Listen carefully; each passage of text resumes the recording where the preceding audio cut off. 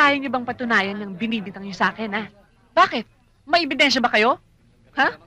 Siguro pinsan mo kaya nadukutan. Tinan mo naman itsura, oh. Mukha pa lang.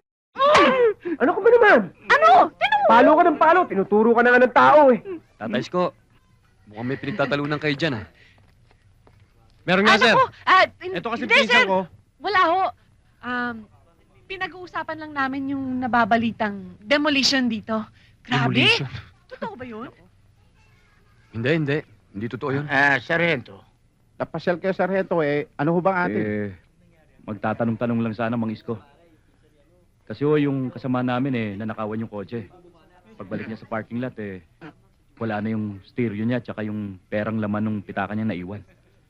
Baka kako kilala niyo kung sinong tumalo sa kasama ko. Naku, Sargento, wala ho kong alam dyan eh. Pati yung mga tirador ng bukas kotse, nagsialisa na rito, wala na ho sila rito, wala ho kong alam dyan. Ako meron. Meron pang naiiwan dyan. Ako rin. Kilala niyo ba kung sino yung tinutukoy ko? Kilala ko, sir. Pero hindi pa ako sigurado eh. Hayaan niyo ipagtatanong ko. At kapag sigurado na ako, sasabihin ko sa inyo, sir. Dapat talaga bigyan ng leksyon yung mga magnanakaw na yan eh. Lalo na yung mga mandurukot na walang patawad, na hindi namimili ng bibiktimahin. Kapal. Di ba, Julie? Ha?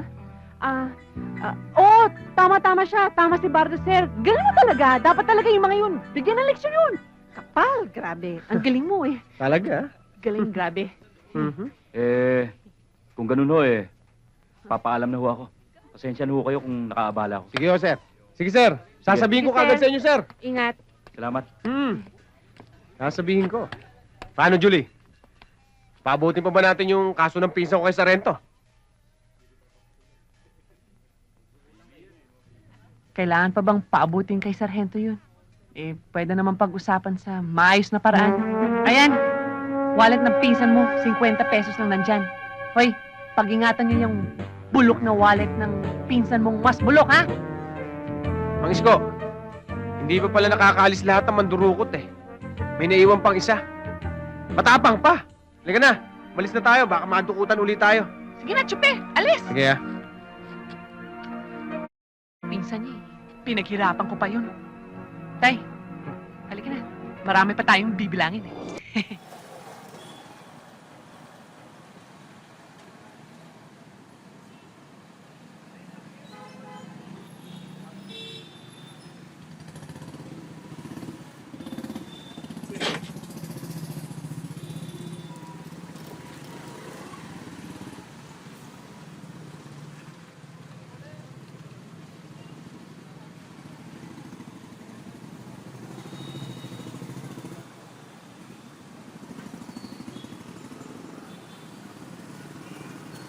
Balikan mo ako, ha? Babalikan kitang talaga.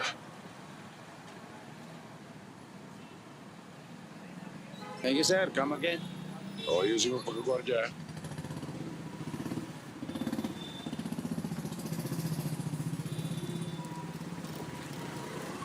Hoy! Uy! Anong ginagawa mo dyan? Papahinga lang ko sana eh. Baba na, alis na ako. Pasensya na ako.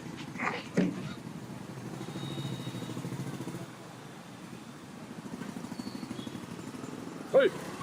Sandali lang. Yung stereo ko. Hindi ko alam. Anong hindi alam? Akin na yan!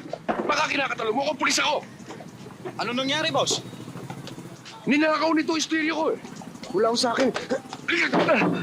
Boy, labas mo na. Masasaktan ka lang eh. Wala kang silbi. Ikaw ang gwardiya rito, nawawalan ako eh. Umalis ka na! Pero, sir, Umalis ka na! Hindi mo aminin? Sir, ba't di mo awatin yun? Inayos ko na nga ako. Nagalit pa sa akin sa kabo eh. Ayaw mo aminin, ha?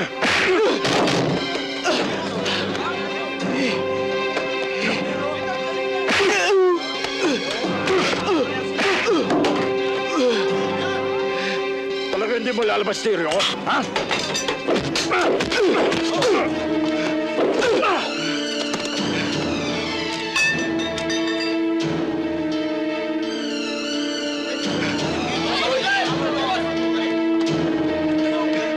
Ito po si Mr. Rafael Fernandez ang primary suspect sa pagpatay kay Senator Cepeda, mababaka sa kanyang mukha ang katatagan ng loob. Kasama niya ang kanyang attorney na si Attorney Martin Olivar. Dumarating na rin po ang star witness na si Brando Del Mar. Kung inyong matatandaan, ay naroon siya mismo sa kwarto ni Senator Cepeda nang ito ay barilin ng suspect.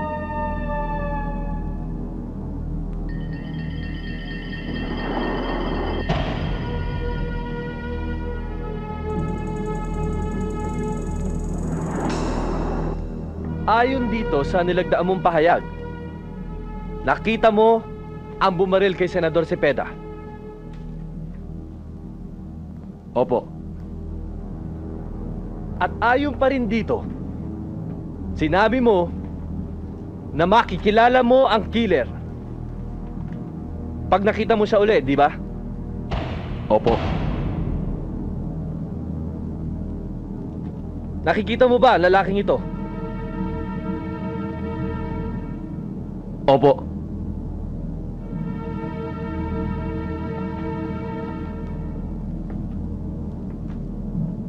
Nininervyos ka ba? Objection, Your Honor! Sustain. Maaari bang lapitan mo at kilalanin mo ang lalaking ito at sabihin mo sa korteng ito na siya nga ang pumatay kay Senador Cepeda?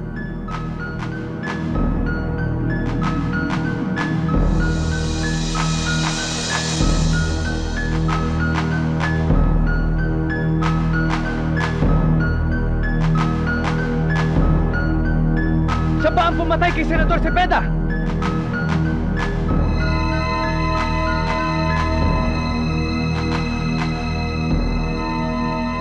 Sigurado po ako, hindi po ako maaaring magkamali.